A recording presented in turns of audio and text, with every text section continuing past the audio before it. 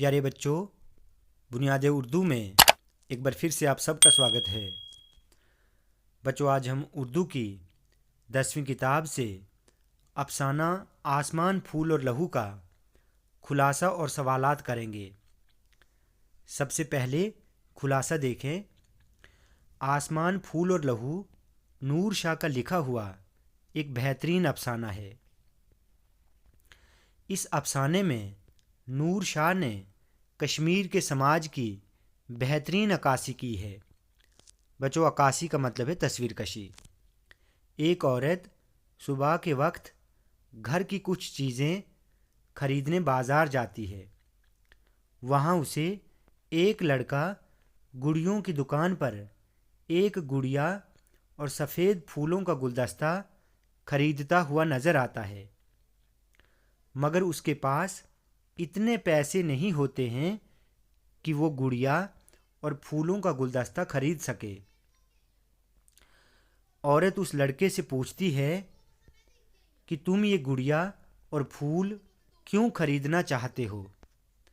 لڑکا جواب دیتا ہے کہ میں یہ گڑیا اپنی بہن کے لیے خریدنا چاہتا ہوں جو آسمانوں میں رہتی ہے۔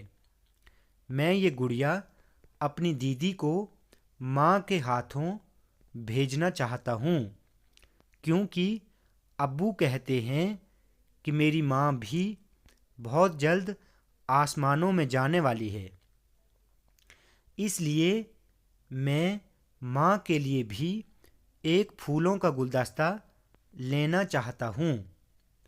عورت کو اس لڑکے پر ترس آتا ہے اور وہ اس لڑکے کو کہتی ہے کہ تم یہ پیسے میرے پرس میں ڈال دو اور پھر دیکھو یہ جادوئی پرس کیا کمال کرتا ہے۔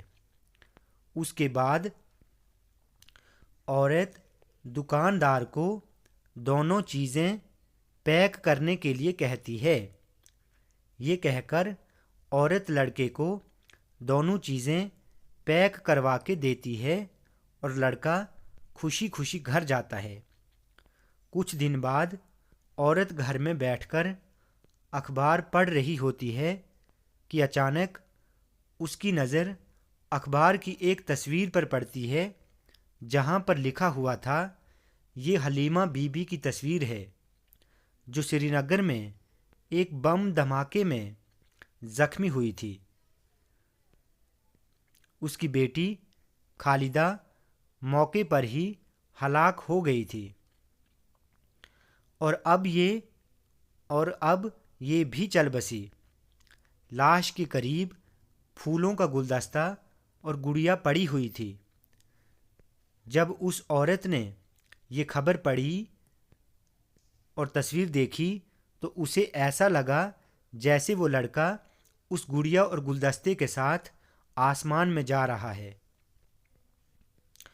بچوں، اب سوالات ہیں، اور سوال نمبر 1 ہے، دکاندار لڑکے کو گڑیا کیوں نہیں بیچنا چاہتا تھا؟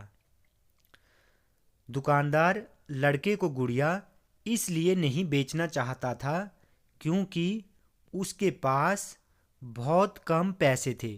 بچوں، یہاں پہ ٹائپنگ مسٹیک ہے، آپ یہاں پہ پیسے لکھنا، پے یہ سین بڑھیے، پے یہ سین بڑھیے، کیونکہ اس کے پاس بہت کم پیسے تھے۔ ٹھیک ہے۔ سوال نمبر 2 ہے، لڑکے کے لیے گڑیا کا خریدنا کیوں ضروری تھا؟ لڑکے کے لیے گڑیا کا خریدنا اس لیے ضروری تھا کیونکہ لڑکا وہ گڑیا ماں کے ہاتھوں اپنی بہن کے لیے بھیجنا چاہتا تھا جو اب اس دنیا میں نہیں تھی۔ سوال نمبر 3 ہے، لڑکا دیدی کو گڑیا کس کے ہاتھ بھیجنا چاہتا تھا؟ لڑکا دیدی کو گڑیا اپنی ماں کے ہاتھوں بھیجنا چاہتا تھا۔ سوال نمبر 4 ہے، افسانے میں موجود آنٹی کے کردار پر یعنی عورت کے کردار پر 5 جملے بنائیے۔ آنٹی کے کردار پر 5 جملے درج ذیل ہیں۔ پہلا ہے، آنٹی ایک رحم دل عورت ہے۔ दूसरा है वो दूसरों के, यहाँ पर मिस्टेक है, आप इसको के लिखना। वो दूसरों के दुख को अपना दुख समझती है। तीसरा है आंटी लड़के की मदद करती है। चौथा है आंटी एक पढ़ी लिखी खातून है। और पांचवा है वो लड़के को गुड़िया और फूल खरीद कर देती है। सवाल नंबर 5वां है लड़के की कौन सी दुआ खुदा ने कबूल कर ली। इसका जवाब है लड़के ने खुदा से ये दुआ मांगी थी कि वो माँ के लिए फूल और बहन के लिए गुड़िया खरीद सके। औरत ने लड़के को दोनों चीज़ें खरीद कर दीं। इस तरह खुदा ने लड़के की ये दुआ कबूल कर ली। लड़के की माँ और बहन का क्या नाम था। सवाल नंबर 6 है लड़के की माँ और बहन का क्या नाम था। इसका जवाब है लड़के की माँ का नाम हलीमा बीबी और बहन का नाम खालिदा था। 7वां और आखिरी सवाल है इस अफसाने का नाम आसमान फूल और लहू क्यों रखा गया है। इस अफसाने का नाम आसमान फूल और लहू इसलिए रखा गया है क्योंकि इन तीनों नामों